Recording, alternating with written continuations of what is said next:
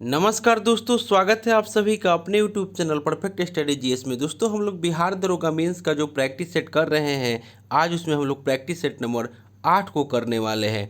इससे पहले दोस्तों हम लोग 7 प्रैक्टिस सेट कर चुके हैं। अगर उसे आपने नहीं देखे हैं तो मेरे प्लेलिस्ट में जाकर उसे देख सकते हैं। दोस्तों आप मेरे चैनल पर नए हैं तो प्लीज़ इसे सब्सक्राइब कर लें, इसे लाइक करना ना भूलें, दोस्तों में शेयर करें फेसबुक, व्हाट्सएप, टेलीग्राम के माध्यम से। और दोस्तों इससे पहले हम लोग आपको रुक्मिणी प्रकाशन का प्लेटफॉर्म बुक का 17 प्रैक्टिस सेट कर चुके हैं। अगर उसे आपने नहीं देखे हैं तो मेरे प्लेलिस्ट में जाकर उसे देख सकते हैं। और हम बहुत सारा बिहार दरोगा मेंस का प्रैक्टिस सेट कराए हैं, आप लोग उसे भी जा कर के देख सकते हैं। दोस्तों इसके बाद हम आपको रेगुलर प्रैक्टिस सेटअप डेली लेकर के आने वाले हैं। तो चलिए दोस्तों स्टार्ट करते हैं आज का प्रैक्टिस सेट। आज का पहला क्वेश्चन हो जाएगा, कह रहा है कि किरचॉफ का प्रथम नियम किस संरक्षण नियम से संबंधित है। एक का राइट आंसर हो जाएगा ऑप्शन नंबर बी, यह आपको आवेश संरक्षण के नियम से संबंधित है। किरचॉफ का प्रथम नियम आवेश संरक्षण के नियम से संबंधित है। ऑप्शन नंबर बी इसका राइट आंसर हो जाएगा। नेक्स्ट हम लोग देख लेते हैं क्वेश्चन नंबर 2। क्वेश्चन नंबर 2 में आपको कह रहा है कि दृष्टि दोष यानी कि मायोपिया वाला व्यक्ति देख सकता है। 2 का राइट आंसर हो जाएगा ऑप्शन नंबर ए, यानी कि नज़दीक स्थित वस्तु को स्पष्ट रूप से देख सकता है। निकट दृष्टि दोष को अवतल लेंस यानी कि उपयुक्त करके ठीक किया जा सकता है। और इस दोष के नेत्र में गोलक के कुछ बड़े हो जाने या कॉर्निया अथवा लेंस के अधिक उत्तल हो जाने के कारण फोकस बिंदु तथा रेटिना के बीच की दूरी बढ़ जाती है। अतः पास की वस्तु को साफ किंतु दूर की वस्तु को धुंधली दिखाई देती है। यानी कि ऑप्शन नंबर इसका ए हो जाएगा राइट आंसर, नज़दीक स्थित वस्तु को स्पष्ट रूप से, यानी कि पास की वस्तु को साफ किंतु दूर की वस्तु धुंधली दिखाई देती है। इसमें option number A right answer हो जाएगा। क्वेश्चन नंबर 3 में आपको कह रहा है कि एक लकड़ी है। 3 का राइट आंसर हो जाएगा ऑप्शन नंबर बी, यानी कि यह एक प्राथमिक ईंधन है। कोयला, लकड़ी, पेट्रोलियम मूल रूप से ऊष्मा उत्पन्न करने हेतु उपयोग किए जाते हैं और इन्हें प्राथमिक ईंधन कहते हैं। नेक्स्ट हम लोग देख लेते हैं क्वेश्चन नंबर 4। कहा कि परावर्तन के नियम के अनुसार परावर्तन कोण का मान आपतन कोण के डैश होता है। 4 का राइट आंसर हो जाएगा ऑप्शन नंबर ए, यानी कि बराबर होता है। नेक्स्ट हम लोग देख लेते हैं क्वेश्चन नंबर 5। क्वेश्चन नंबर 5 में आपको कह रहा है कि निम्नलिखित में से किस प्राकृतिक पदार्थ में लौह विद्यमान होता है। 5 का राइट आंसर हो जाएगा ऑप्शन नंबर डी, यानी कि मायोग्लोबिन। मायोग्लोबिन लगभग सभी स्तनधारियों में समानतः कशेरुकी प्राणियों में पेशीय ऊतकों में पाए जाने वाला एक प्रोटीन है और लौह इसका आवश्यक घटक है। ऑप्शन नंबर डी इसका राइट आंसर हो जाएगा। नेक्स्ट हम लोग देख लेते हैं क्वेश्चन नंबर 6। कह रहा है कि मानव शरीर में प्रोटीन का पाचन निम्न में से किस अंग में प्रारंभ होता है। 6 का राइट आंसर हो जाएगा ऑप्शन नंबर डी, आमाशय।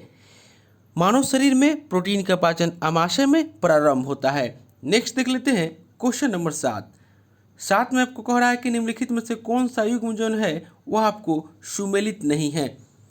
निम्न में से कौन सा युग्म जो है वह सही सुमेलित नहीं है। हार्मोन है और उसका कार्य दिया हुआ है। 7 का राइट आंसर हो जाएगा ऑप्शन नंबर डी, यानी कि गैस्ट्रिन जो रक्तचाप का नियमन जो दे रहा है यह आपका सही नहीं है। गैस्ट्रिन हार्मोन एक पाचक हार्मोन है जो कि पाचन संस्थान की जैविक क्रियाओं को विनियमित करता है, यानी कि option number D right answer हो जाएगा। इंसुलिन रक्त शर्करा का नियंत्रण, मेलाटोनिन निद्रा का नियंत्रण और ऑक्सीटोसिन जो है वह स्तन ग्रंथि से दुग्ध का निःसरण जो है यह सही है। ऑप्शन नंबर डी जो है सुमेलित नहीं है। नेक्स्ट हम लोग देख लेते क्वेश्चन नंबर 8 में आपको कह रहा है कि निम्नलिखित में से कौन सा कार्बनिक अम्ल अंगूर, इमली तथा केला में प्रचुर मात्रा में विद्यमान रहता है। 8 का राइट आंसर हो जाएगा ऑप्शन नंबर डी, यानी कि टार्टेरिक अम्ल। नेक्स्ट देख लेते हैं क्वेश्चन नंबर 9 में कह रहा है कि पित्ताशय में उपस्थित पत्थर निम्नलिखित में से किसका पाचन प्रभावित करता है। 9 का राइट आंसर हो जाएगा ऑप्शन नंबर बी, यानी कि वसा का पाचन जो है वह प्रभावित करता है। नेक्स्ट देख लेते हैं क्वेश्चन नंबर 10। क्वेश्चन नंबर 10 में कह रहा है कि निम्न में से कौन सा सही सुमेलित नहीं है, प्रदूषक है और होने वाली बीमारी है। 10 का राइट आंसर हो जाएगा ऑप्शन नंबर डी, यानी कि फ्लोराइड आयन जो अपच दे रहा है यह आपका सही नहीं है। पारा मिनीमाता बीमारी सही है, कैडमियम इटाइटाई बीमारी सही है और नाइट्रेट आयन जो है वह ब्लू बेबी सिंड्रोम सही है। ऑप्शन नंबर डी इसका राइट आंसर हो जाएगा। क्वेश्चन नंबर 11 कह रहा है कि मिर्च की तीक्ष्णता का कारण है। 11 का राइट आंसर हो जाएगा ऑप्शन नंबर बी, यानी कि कैप्सेसिन की उपस्थिति। कैप्सेसिन की उपस्थिति के कारण मिर्च का जो है तीक्ष्णता के कारण हो जाएगा। ऑप्शन नंबर बी इसका राइट आंसर हो जाएगा। नेक्स्ट देख लेते हैं क्वेश्चन नंबर 12 में कह रहा है कि मस्तिष्क जिम्मेदार है। 12 का राइट आंसर हो जाएगा ऑप्शन नंबर डी, यानी कि उपयुक्त तीनों के लिए, यानी कि सोचने के लिए, हृदय गति नियंत्रण के लिए और शरीर के संतुलन के लिए। ऑप्शन नंबर डी इसका राइट आंसर हो जाएगा। क्वेश्चन नंबर 13 कह रहा है कि रोगियों के दांत देखने में दंत चिकित्सकों द्वारा प्रयुक्त दर्पण होता है। 13 का राइट आंसर हो जाएगा ऑप्शन नंबर बी, यानी कि अवतल दर्पण। अवतल दर्पण एक गोलाकार दर्पण है जिसके ऊपरे हुए तल पर पॉलिश की हुई होती है तथा अंदर का तल परावर्तक होता है और इसके द्वारा प्रतिबिंब दर्पण के सामने बड़ा बनता है, इसलिए इस दर्पण का प्रयोग दंत चिकित्सकों के द्वारा किया जाता है। ऑप्शन नंबर बी इसका राइट आंसर हो जाएगा। क्वेश्चन नंबर 14 दोस्तों, कोई भी क्वेश्चन में डाउट लगे कमेंट करके आप पूछ सकते हैं।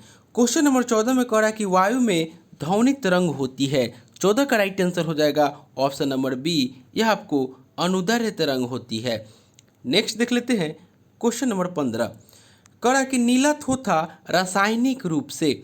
15 का राइट आंसर हो जाएगा ऑप्शन नंबर सी, यह आपको कॉपर सल्फेट, यानी कि इसका right answer option number C हो जाएगा कॉपर सल्फेट। नीला थोथा या तुतिया या कॉपर सल्फेट अकार्बनिक यौगिक है जिसका रासायनिक सूत्र आपको हो जाएगा CuSO4। नेक्स्ट हम लोग देख लेते हैं क्वेश्चन नंबर 16। क्वेश्चन नंबर 16 में आपको कह रहा है कि धातु अपनी वास्तविक स्थिति में डैश के विद्यमान होती है। 16 का राइट आंसर हो जाएगा ऑप्शन नंबर सी, यानी कि मुक्त स्थिति में विद्यमान होती है। नेक्स्ट देख लेते हैं क्वेश्चन नंबर 17।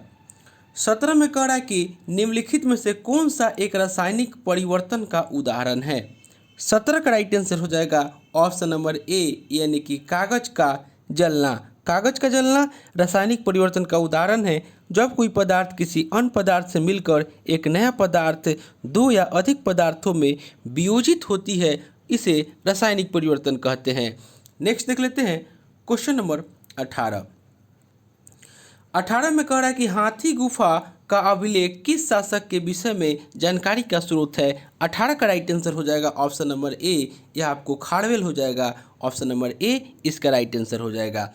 नेक्स्ट देख लेते हैं क्वेश्चन नंबर 19। क्वेश्चन नंबर 19 में आपको कह रहा है कि मध्यकालीन भारत के ऐतिहासिक स्रोतों में चकला शब्द का प्रयोग हुआ है। यह 19 का राइट आंसर हो जाएगा ऑप्शन नंबर सी, यानी कि सूबा और परगना के बीच की क्षेत्रीय इकाई था लेकिन सरकार के समानार्थी नहीं था। ऑप्शन नंबर सी इसका राइट आंसर हो जाएगा। नेक्स्ट देख लेते हैं क्वेश्चन नंबर 20। 20 में आपको कह रहा है कि निम्नलिखित को कालानुक्रम में व्यवस्थित कीजिए और नीचे दिए गए कूट से सही उत्तर का चयन करना है। 20 का राइट आंसर हो जाएगा ऑप्शन नंबर बी, यानी कि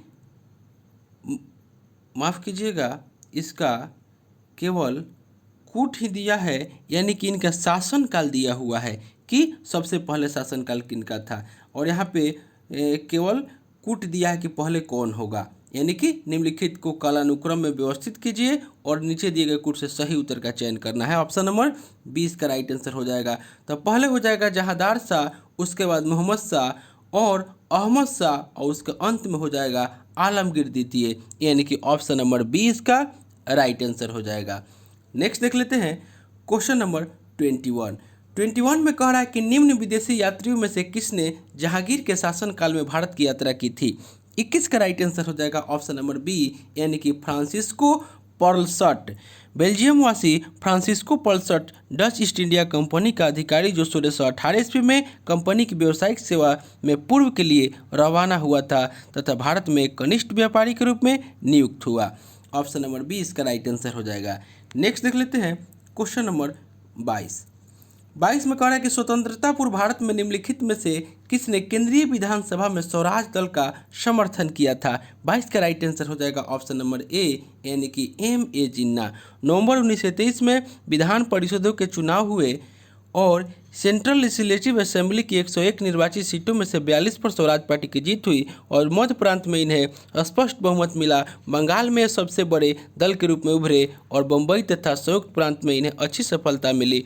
मद्रास और पंजाब में जातिवाद और सांप्रदायिकता की लहर के कारण इन्हें खास सफलता नहीं मिली और सेंट्रल लेजिस्लेटिव असेंबली में स्वराजियों ने एक साझा राजनीतिक मोर्चा बनाया जिसमें जिन्ना के नेतृत्व में उन्हें समर्थक, उदारवादी और व्यक्तित्व रूप से कुछ विधायक जैसे मदन मोहन मालवीय लोग शामिल थे। ने दिया था ऑप्शन नंबर ए जो है इसका राइट आंसर हो जाएगा। नेक्स्ट देख लेते हैं क्वेश्चन नंबर 23 में कह रहा है कि कृष्णदेव राय ने किस नगर की स्थापना की। 23 का राइट आंसर हो जाएगा ऑप्शन नंबर बी यानी कि नागलापुर का। विजयनगर के सबसे महान शासक कृष्णदेव राय ने नागलपुर नामक नए नगर की स्थापना की थी। नेक्स्ट देख लेते हैं क्वेश्चन नंबर 24 में कह रहा है कि निम्नलिखित में से किसके विरोध में रविंद्रनाथ टैगोर ने अपनी नाइटहुड का परित्याग कर दिया था। 24 का राइट आंसर हो जाएगा ऑप्शन नंबर बी यानी कि जलियांवाला बाग नरसंहार। यह हुआ था आपको 13 अप्रैल 1919 को हुआ था। नेक्स्ट देख लेते हैं क्वेश्चन नंबर 25 पे कह रहा है कि निम्नलिखित में से कौन सा युग्म सही सुमेलित नहीं है। 25 का राइट आंसर हो जाएगा ऑप्शन नंबर डी। चंदेरी का युद्ध जो 1530 दे रहा है यह आपका सही नहीं है। चंदेरी का युद्ध जो हुआ था वो आपको 1528 में। पानीपत का प्रथम युद्ध 1526 सही है। खानवा का 1527, घाघरा का युद्ध 1529 और चंदेरी का युद्ध जो हो जाएगा 1528 ईस्वी में हुआ था। नेक्स्ट देख लेते हैं क्वेश्चन नंबर 26। कह रहा है कि निम्नलिखित में से कौन त्रिकोणात्मक संघर्ष का हिस्सा नहीं था। 26 का राइट आंसर हो जाएगा ऑप्शन नंबर डी यानी कि चोल। 8वीं शताब्दी में कनौज का अधिकार करने के लिए 3 बड़ी शक्तियाँ पाल, गुर्जर प्रतिहार तथा राष्ट्रकूट के बीच संघर्ष प्रारंभ हुआ जो लगभग 200 वर्षों तक चला और इसमें आपको चोल इसमें नहीं था यानी कि त्रिकोणात्मक संघर्ष का अंत गुर्जर प्रतिहार के अंतिम विजय से हुआ था और इसका ऑप्शन नंबर डी हो जाएगा चोल। नेक्स्ट देख लेते हैं क्वेश्चन नंबर 27। कह रहा कि बिना बेगार के किसने सुदर्शन झील का जीर्णोद्धार कराया था। 27 का राइट आंसर हो जाएगा ऑप्शन नंबर डी यानी कि रुद्रदामन प्रथम ने। जूनागढ़ अभिलेख से पता चलता है कि 170 ईस्वी में रुद्रदामन ने गिरनार के निकट सुदर्शन झील की मरम्मत बिना बेगार लिए करवाई थी। ऑप्शन नंबर डी इसका राइट आंसर हो जाएगा। क्वेश्चन नंबर 28 कह रहा कि जालियांवाला बाग नरसंहार पर कांग्रेस जांच समिति की रिपोर्ट के प्रारूप लिखने का कार्य सौंपा गया था। 28 का राइट आंसर हो जाएगा ऑप्शन नंबर बी यानी कि महात्मा गांधी को। नेक्स्ट देख लेते हैं क्वेश्चन नंबर 29 में आपको कह रहा है कि निम्नलिखित में से किसने 1947 के कांग्रेस कमेटी की बैठक के द्वारा विभाजन के प्रस्ताव के पारित होने को राष्ट्रवाद का संप्रदायवाद के पक्ष में समर्पण के रूप में लिया। 29 का राइट आंसर हो जाएगा ऑप्शन नंबर ए यानी कि डॉक्टर किचलू। डॉक्टर सैफुद्दीन किचलू ने वर्ष 1947 में कांग्रेस कमेटी की बैठक के द्वारा विभाजन के प्रस्ताव के पारित होने की राष्ट्रवाद का संप्रदायवाद के पक्ष में समर्पण के रूप में लिया। ऑप्शन नंबर ए इसका राइट आंसर हो जाएगा। नेक्स्ट देख लेते हैं क्वेश्चन नंबर 30 में कह रहा है कि साराबंदी आंदोलन 1922 किसके नेतृत्व में प्रारंभ हुआ। 30 का राइट आंसर हो जाएगा ऑप्शन नंबर बी यानी कि सरदार वल्लभ भाई पटेल। नेक्स्ट देख लेते हैं क्वेश्चन नंबर 31 कह रहा है कि लंदन में इंडिया हाउस के संस्थापक कौन थे। 31 का राइट आंसर हो जाएगा ऑप्शन नंबर ए यानी कि श्यामजी कृष्ण वर्मा। नेक्स्ट देख लेते हैं क्वेश्चन नंबर 32 कह रहा है कि फरैजी आंदोलन की शुरुआत किसने की। 32 का राइट आंसर हो जाएगा ऑप्शन नंबर ए यानी कि हाजी शरियतुल्लाह। हाजी शरियतुल्लाह ने आपको फरैजी आंदोलन की शुरुआत की और इसकी शुरुआत 1818 में आपको हाजी शरियतुल्लाह ने की थी। नेक्स्ट देख लेते हैं क्वेश्चन नंबर 33 करा कि 1929 के कांग्रेस अधिवेशन में पूर्ण स्वराज का पताका किसने उठाया? 33 का राइट आंसर हो जाएगा ऑप्शन नंबर बी, यानी कि पंडित जवाहरलाल नेहरू ने। और आपको पूर्ण स्वराज का प्रस्ताव लाहौर अधिवेशन 1929 में पास हुआ और इस अधिवेशन की अध्यक्षता जो था, इस अधिवेशन की अध्यक्षता जवाहरलाल नेहरू ने किया था। और इसी अधिवेशन में 26 जनवरी 1930 को प्रथम स्वाधीनता दिवस के रूप में मनाने का निश्चय किया गया था। नेक्स्ट देख लेते हैं क्वेश्चन नंबर 34। करा कि यूरोपीय चित्रकारी का प्रवेश किसके दरबार में हुआ? 34 का राइट आंसर हो जाएगा ऑप्शन नंबर बी, अकबर।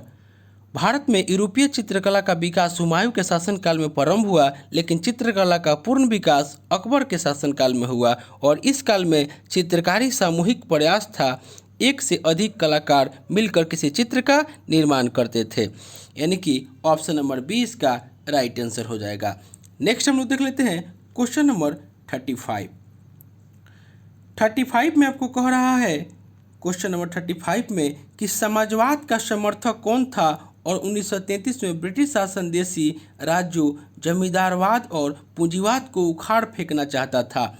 35 का राइट आंसर हो जाएगा ऑप्शन नंबर बी, यानी कि जवाहरलाल नेहरू।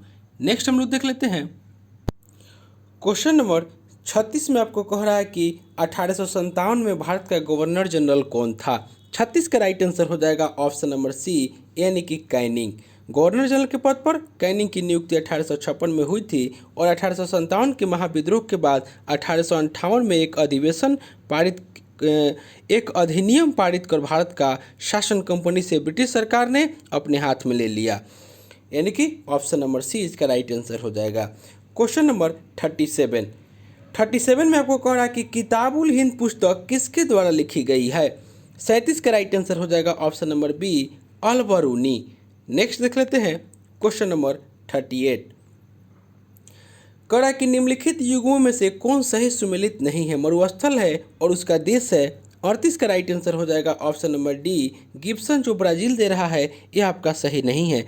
गिब्सन रेगिस्तान पश्चिमी ऑस्ट्रेलिया के विशाल मरुस्थल के मध्य स्थित है। और सोनोरन जो है संयुक्त राज्य अमेरिका सही है। तकला मकान चीन और काराकुम जो है वह तुर्कमेनिस्तान। ऑप्शन नंबर डी इसका राइट आंसर हो जाएगा। क्वेश्चन नंबर 39 कह रहा है कि निम्नलिखित नदियों में से किसके मुहाने पर पक्षी के पंजे की आकृति वाला डेल्टा बनता है? 39 का राइट आंसर हो जाएगा ऑप्शन नंबर डी, यानी कि मिसिसिपी। नदी के अंतिम भाग पर ढलान कम होती है तथा अवसादों की अधिकता होती है और नदी की परिवहन शक्ति कम हो जाती है, जिसमें अवसादों का निक्षेपण होने लगता है। ऑप्शन नंबर डी इसका राइट आंसर हो जाएगा। क्वेश्चन नंबर 40 में कह रहा है कि निम्नलिखित में से कौन जो है द्वितीयक प्रदूषक है? 40 का राइट आंसर हो जाएगा option number A, smog. Next देख लेते हैं क्वेश्चन नंबर 41। कह रहा कि डचिगम राष्ट्रीय उद्यान निम्नलिखित में से किससे संबंधित है? 41 का राइट आंसर हो जाएगा ऑप्शन नंबर डी, यानी कि हंगुलिया कश्मीरी स्टेक, यानी कि हंगुलिया कश्मीर स्टेक से संबंधित है डचिगम राष्ट्रीय उद्यान, जो कि आपको जम्मू कश्मीर में है। ऑप्शन नंबर डी इसका राइट आंसर हो जाएगा। नेक्स्ट देख लेते हैं क्वेश्चन नंबर 42 में आपको कह रहा है कि निम्नलिखित में से कौन भारत में ग्रामीण रोजगार का सबसे बड़ा कार्यक्रम है? 42 का राइट आंसर हो जाएगा ऑप्शन नंबर ए, यानी कि मनरेगा। नेक्स्ट देख लेते हैं क्वेश्चन नंबर 43 में कह रहा है कि इंसिनरेटर्स का प्रयोग निम्नलिखित में से किसके लिए किया जाता है? 43 का राइट आंसर हो जाएगा ऑप्शन नंबर ए, या आपको कूड़ा कचरा को जलाने के लिए। नेक्स्ट देख लेते हैं क्वेश्चन नंबर 44। कह रहा कि आइंस्टाइन को निम्न में से उनके किस सिद्धांत के लिए नोबेल पुरस्कार दिया गया था? 44 का राइट आंसर हो जाएगा ऑप्शन नंबर बी, यानी कि प्रकाश के विद्युत के सिद्धांत के लिए। ऑप्शन नंबर 20 का राइट आंसर हो जाएगा। नेक्स्ट देख लेते हैं क्वेश्चन नंबर 45 में सूची 1 और सूची 2 को मिलान करना है। सूची 1 सूची 2 को मिलान करना है, संस्थान है और शहर है। 45 का राइट आंसर हो जाएगा ऑप्शन नंबर बी, यानी कि वन अनुसंधान संस्थान जो है वह देहरादून हो जाएगा, भारतीय चारागाह एवं अनुसंधान संस्थान जो है वह झांसी हो जाएगा, केंद्रीय शुष्क क्षेत्र अनुसंधान संस्थान जो है वह जोधपुर हो जाएगा और भारतीय कृषि अनुसंधान संस्थान नई दिल्ली हो जाएगा। यानी कि 45 का right answer option number B हो जाएगा। नेक्स्ट देख लेते हैं क्वेश्चन नंबर 46। कड़ा कि निम्नलिखित लोहा और इस्पात कारखानों में से कौन कच्चे माल क्षेत्र के समीप नहीं है। निम्नलिखित लोहा एवं इस्पात कारखानों में से कौन कच्चे माल क्षेत्र के समीप नहीं है। 46 का राइट आंसर हो जाएगा option number D Salem. Next देख लेते हैं क्वेश्चन नंबर 47 में सूची 1 और सूची 2 को मिलान करना है जो कि नगर है और नदी है। 47 का राइट आंसर हो जाएगा ऑप्शन नंबर ए, यानी कि खार्तुम जो है वह आपको नील नदी, ब्राजावेले वह आपको जैरे नदी और राडटर्म जो है वह आपका राइन नदी और पेरिस जो है वह सीन नदी हो जाएगा। 47 का right answer option number A हो जाएगा। नेक्स्ट देख लेते हैं क्वेश्चन नंबर 48। 48 में कह रहा है कि भारत सरकार ने वन संरक्षण अधिनियम किस वर्ष में अधिनियमित किया। 48 का राइट आंसर हो जाएगा ऑप्शन नंबर बी 1980 में अधिनियमित किया। दोस्तों आप मेरे चैनल पर नए हैं तो आप इसे सब्सक्राइब कर लें और दोस्तों में शेयर करें फेसबुक, व्हाट्सएप, टेलीग्राम के माध्यम से। नेक्स्ट देख लेते हैं क्वेश्चन नंबर 49 कह रहा है कि निम्नलिखित दर्रों में से किससे होकर के लेह जाने का रास्ता है। 49 का राइट आंसर हो जाएगा ऑप्शन नंबर ए, यानी कि जोजिला। कश्मीर के जोजिला दर्रे से होकर श्रीनगर से लेह जाने का मार्ग है। नेक्स्ट देख लेते हैं क्वेश्चन नंबर 50 में कह रहा है कि निम्नलिखित राज्यों में से किस में 4000 मेगावाट क्षमता का सौर ऊर्जा संयंत्र स्थापित करने की योजना है। 50 का राइट आंसर हो जाएगा option number B Rajasthan. Next देख लेते हैं 51 में कह रहा है कि निम्नलिखित झीलों में से कौन विश्व की प्राचीनतम तथा सबसे गहरी झील है। 51 का राइट आंसर हो जाएगा ऑप्शन नंबर ए बैकाल झील। नेक्स्ट देख लेते हैं क्वेश्चन नंबर 52। कह रहा है कि निम्नलिखित में से कौन सा सही सुमेलित नहीं है। 52 का राइट आंसर हो जाएगा ऑप्शन नंबर बी, यानी कि ज्वालामुखी जो है वह जम्मू एवं कश्मीर दे रहा है, यह आपका सही नहीं है। बैरन द्वीप बंगाल की खाड़ी के अंडमान सागर में पोर्ट ब्लेयर से 135 किलोमीटर दूर उत्तर पूर्व में स्थित है और भारत की नहीं अपितु दक्षिण एशिया का एकमात्र सक्रिय ज्वालामुखी है और इस ज्वालामुखी से पहला उद्गार 1787 में हुआ था। यानी कि ऑप्शन नंबर बी इसका राइट आंसर हो जाएगा। जम्मू कश्मीर जो दे रहा सही नहीं है। मणिकरण हिमाचल प्रदेश सही है, अनहोनी मध्य प्रदेश और तप्त पानी उड़ीसा सही है। ऑप्शन नंबर बी इसका राइट आंसर हो जाएगा। क्वेश्चन नंबर 53 में कह रहा है कि निम्नलिखित में से कहाँ सदाबहार वन पाया जाता है। 53 का राइट आंसर हो जाएगा ऑप्शन नंबर सी, यानी कि पश्चिमी घाट। सदाबहार वनों का विस्तार पश्चिमी घाट, उत्तर पूर्वी भारत और अंडमान निकोबार द्वीप समूह के 250 सेंटीमीटर औसत वार्षिक वर्षा वाले क्षेत्रों में पाया जाता है। नेक्स्ट हम लोग देख लेते हैं क्वेश्चन नंबर 54। कह रहा है कि निम्नलिखित में से कौन विश्व का सबसे ऊंचा ज्वालामुखी पर्वत है। 54 का राइट आंसर हो जाएगा ऑप्शन नंबर डी, यानी कि माउंट कोटोपैक्सी। नेक्स्ट देख लेते हैं क्वेश्चन नंबर 55। कह रहा है कि निम्नलिखित में से कौन से शीतोष्ण घास के मैदान यूरेशिया में पाए जाते हैं। 55 का राइट आंसर हो जाएगा ऑप्शन नंबर सी एस्टेपिस। एस्टेपिस जो है एस्टेपिस यह आपको शीतोष्ण घास के मैदान यूरेशिया में पाए जाते हैं। ऑप्शन नंबर सी इसका राइट आंसर हो जाएगा। नेक्स्ट देख लेते हैं क्वेश्चन नंबर 56। कह रहा है कि राम सेतु शुरू होता है। 56 का राइट आंसर हो जाएगा ऑप्शन नंबर ए, यानी कि धनुषकोटि से। ऑप्शन नंबर ए इसका राइट आंसर हो जाएगा। क्वेश्चन नंबर 57 में कह रहा है कि संयुक्त राज्य अमेरिका के दक्षिण कैलिफोर्निया में स्थित मृतक घाटी यानी कि डेथ वैली निम्नलिखित में से किसका उदाहरण है। 57 का राइट आंसर हो जाएगा ऑप्शन नंबर डी, यह आपको रिफ्ट घाटी का उदाहरण है। नेक्स्ट देख लेते हैं क्वेश्चन नंबर 59, माफ़ कीजिएगा 58 में आपको कह रहा है कि राज्य के नीति निर्देशक तत्व सहज अध्ययन के लिए निम्न में से कौन से भागों में विभाजित किए जा सकते हैं। 58 का राइट आंसर हो जाएगा ऑप्शन नंबर डी, उपरोक्त सभी, यानी कि समाजवादी, उदार बौद्धिकवादी और गांधीवादी। ऑप्शन नंबर डी इसका राइट आंसर हो जाएगा। और नीति निर्देशक तत्व जो है वह संविधान के भाग 4 में है, अनुच्छेद 36 से 51 तक। नेक्स्ट हम लोग देख लेते हैं क्वेश्चन नंबर 59 में आपको कह रहा है कि निम्न गवर्नर जनरलों में से किसने कांग्रेस का अत्यधिक अल्पसंख्यक लोगों का प्रतिनिधित्व करने वाली कहकर उपहास किया था। 59 का राइट आंसर हो जाएगा option number A Lord Dufferin. Next हम लोग देख लेते हैं क्वेश्चन नंबर 60 में आपको कह रहा है कि राज्यसभा का सर्वप्रथम गठन किस वर्ष में हुआ। 60 का राइट आंसर हो जाएगा ऑप्शन नंबर सी 1952 में। नेक्स्ट देख लेते हैं क्वेश्चन नंबर 61 में आपको कह रहा है कि सरकारीय आयोग निम्नलिखित संबंधों में से किसकी समीक्षा हेतु स्थापित किया गया था। 61 का राइट आंसर हो जाएगा ऑप्शन नंबर सी यानी कि केंद्र तथा राज्यों के मध्य सरकारीय आयोग का गठन जून 1983 में किया गया था।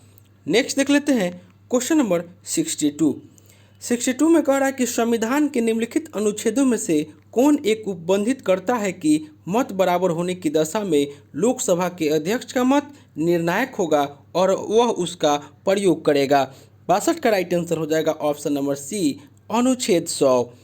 नेक्स्ट देख लेते हैं क्वेश्चन नंबर 63 में कह रहा है कि भारतीय संविधान का अनुच्छेद 40 राज्य को सार्थक कदमों हेतु परामर्श देता है।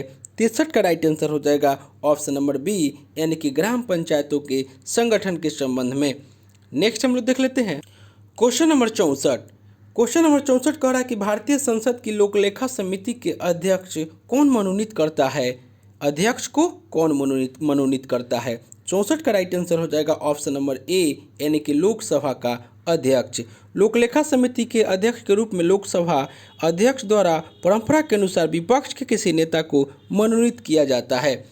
नेक्स्ट देख लेते हैं क्वेश्चन नंबर 65 कह रहा है कि निम्नलिखित में से किस वाद में भारतीय संविधान के मूलभूत ढांचे की अवधारणा प्रतिपादित की गई थी।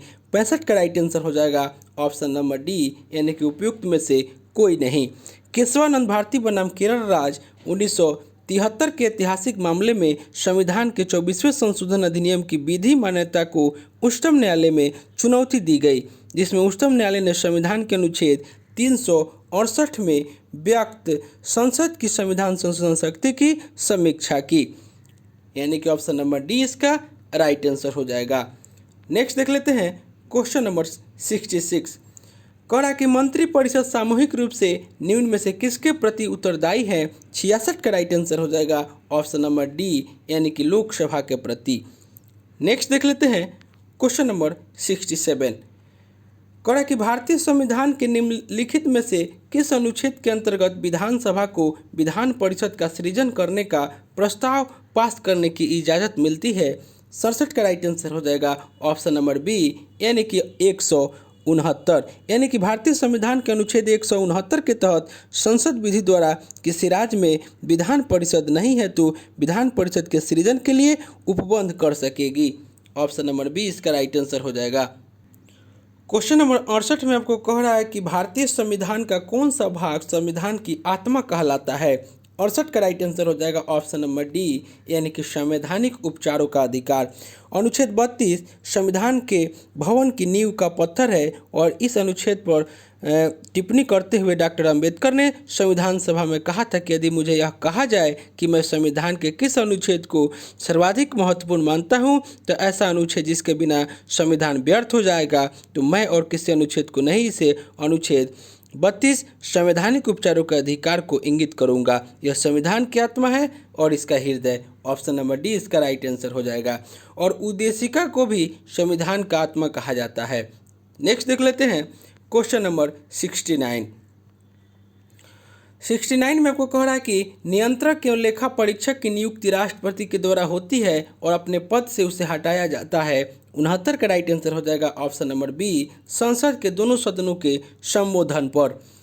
नेक्स्ट देख लेते हैं क्वेश्चन नंबर 70 कह रहा कि प्रथम स्पीकर जिसके खिलाफ लोकसभा में अविश्वास प्रस्ताव लाया गया था। 70 का राइट आंसर हो जाएगा ऑप्शन नंबर बी यानी कि जीवी मावलंकर।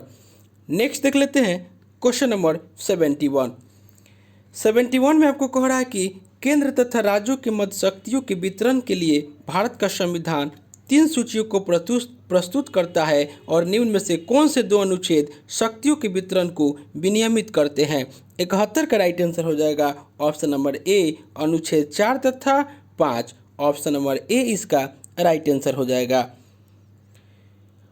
संसद द्वारा राज्यों के विधानमंडलों के द्वारा बनाई गई विधियों का विस्तार जो है अनुच्छेद 245 और संसद द्वारा राज्यों के विधानमंडलों द्वारा बनाई गई विधियों का विषय वस्तु अनुच्छेद 246 हो जाएगा। और इसका राइट आंसर जो हो जाएगा ऑप्शन नंबर ए हो जाएगा 4 तथा 5। केंद्र तथा राज्यों के मध्य शक्तियों के वितरण के लिए भारत का संविधान 3 सूचियों को प्रस्तुत करता है। कौन 2 अनुच्छेद शक्तियों के वितरण को विनियमित करता है? तो ऑप्शन नंबर ए इसका राइट आंसर हो जाएगा। नेक्स्ट हम लोग देख लेते हैं क्वेश्चन नंबर 72। क्वेश्चन नंबर 72 में आपको कह रहा है कि अंतर्राज्यीय परिषदों का निर्माण स्रोत है। 72 का राइट आंसर हो जाएगा ऑप्शन नंबर ए यानी कि संवैधानिक प्रावधान। ऑप्शन नंबर ए इसका राइट आंसर हो जाएगा। नेक्स्ट देख लेते हैं क्वेश्चन नंबर 73 में आपको कह रहा है कि सर्वोच्च न्यायालय का न्यायाधीश अपने पद से त्याग पत्र किसको लिख कर दे सकता है? 73 का राइट आंसर हो जाएगा ऑप्शन नंबर ए यानी कि राष्ट्रपति को। नेक्स्ट देख लेते हैं क्वेश्चन नंबर 74। कह रहा कि भारतीय संविधान के किस अनुच्छेद के अंतर्गत लोकसभा में अनुसूचित जातियों के आरक्षण का प्रावधान किया गया था? 74 का राइट आंसर हो जाएगा ऑप्शन नंबर ए अनुच्छेद 330। नेक्स्ट देख लेते हैं क्वेश्चन नंबर 75 में आपको कह रहा है कि उन मौलिक अधिकारों का चयन करें जो भारतीय नागरिकों को प्राप्त है परंतु गैर नागरिकों को नहीं।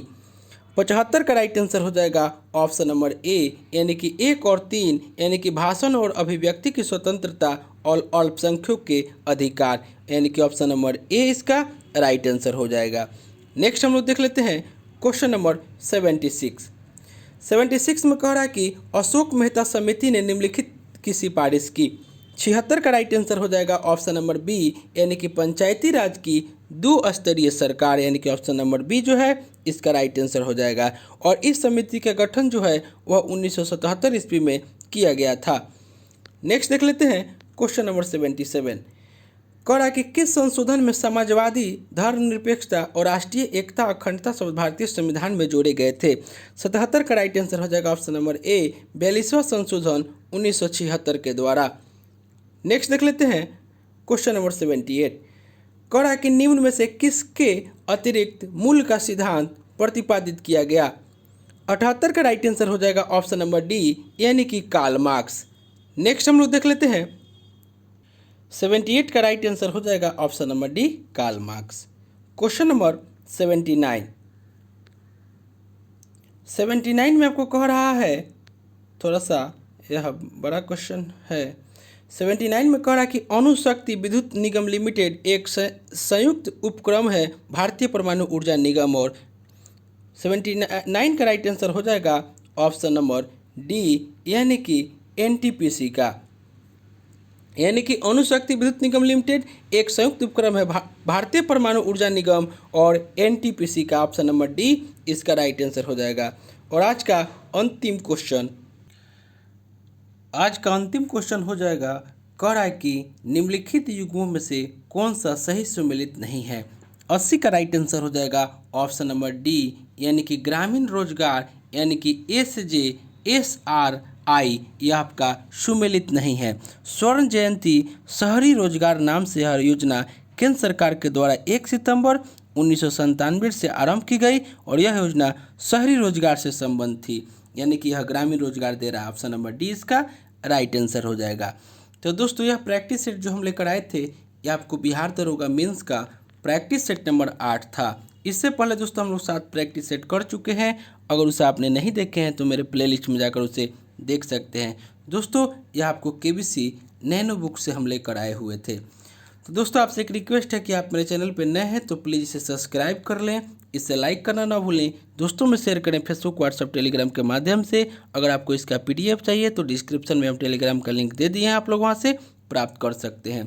तो चलिए दोस्तों मिलते हैं नेक्स्ट वीडियो में, तब तक के लिए धन्यवाद।